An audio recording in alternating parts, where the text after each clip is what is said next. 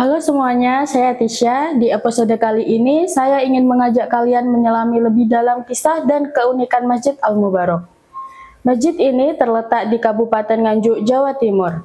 Bukan sekedar tempat ibadah, masjid ini menyimpan jejak sejarah, budaya, dan spiritualitas yang luar biasa. Yuk kita mulai!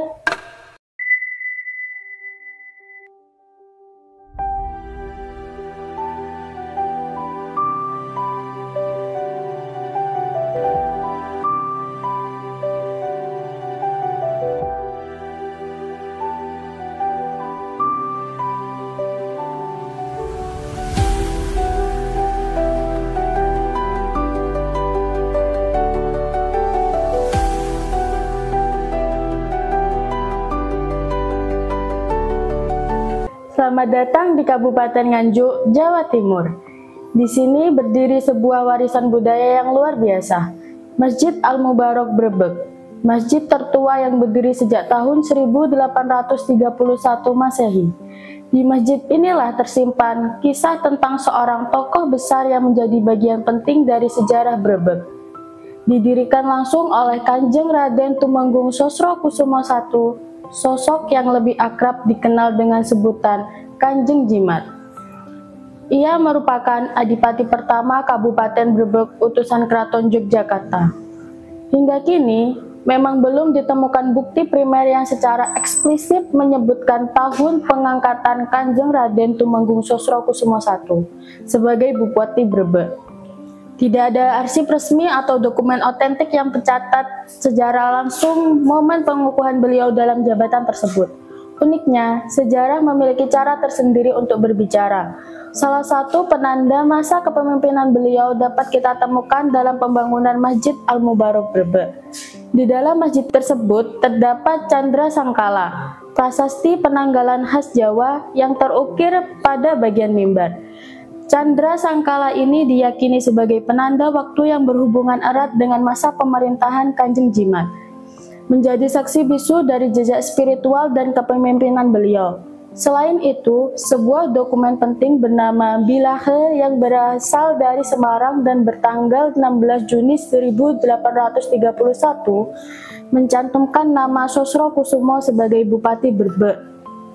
Dokumen ini memuat daftar perangkat pemerintahan Karisidenan Kediri, dan meskipun tidak menyebutkan secara langsung tahun pengangkatannya, keberadaan nama beliau dalam arsip tersebut menjadi bukti legalitas dan pengakuan resmi atas jabatan yang diembannya. Masjid Al-Mubarok dikenal tidak hanya karena usia dan peranan pentingnya dalam sejarah penyebaran Islam, tetapi juga karena arsitekturnya yang unik dan kaya akan nilai akulturasi budaya.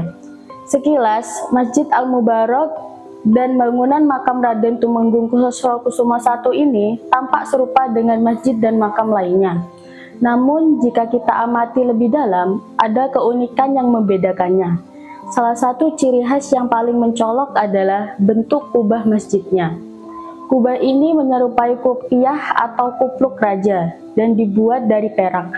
Desainnya terinspirasi dari arsitektur Hindu kuno, menyeratkan percampuran budaya yang harmonis antara tradisi lokal dan pengaruh spiritual masa lampau.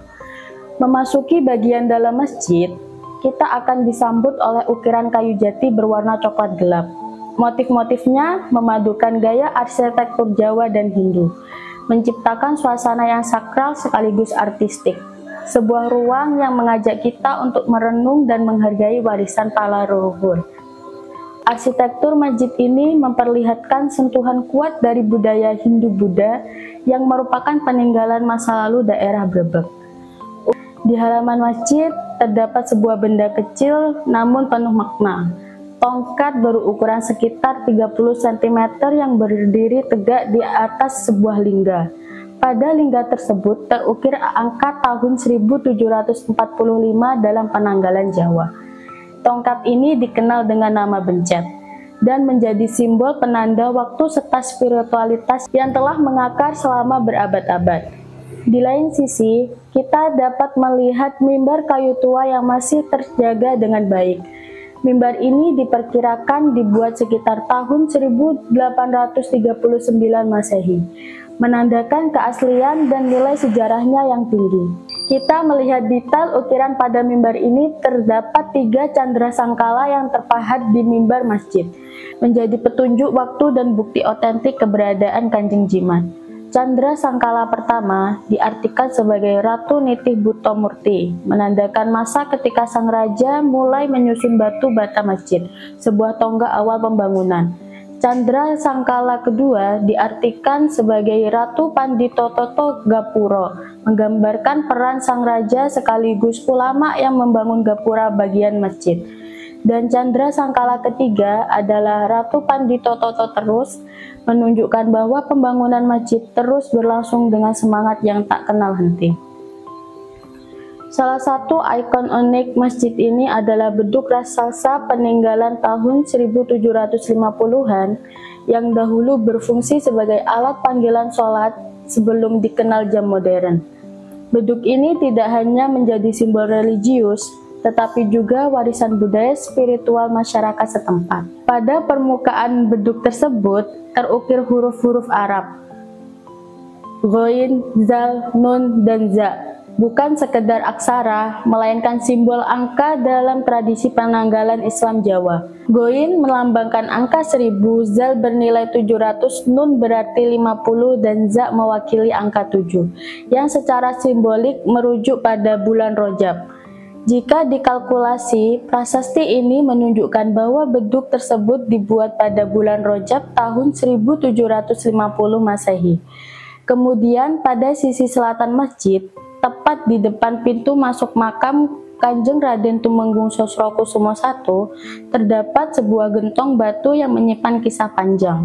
Dulunya gentong ini berada di sisi utara alun-alun Brebek, namun kemudian dipindahkan ke lokasi yang lebih sakral, di depan makam Kanjeng Jimat.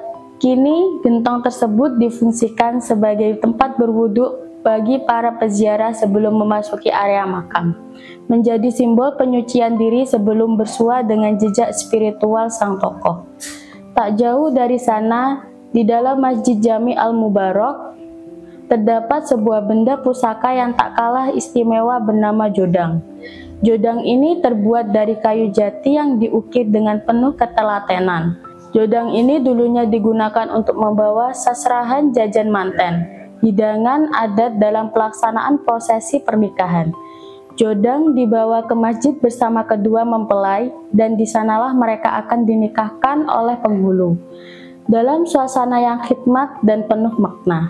Pada bagian atas jodang tertulis tahun angka 1745 atau sekitar 1831 Masehi, menandai warisan sejarah yang telah terjaga selama berabad-abad.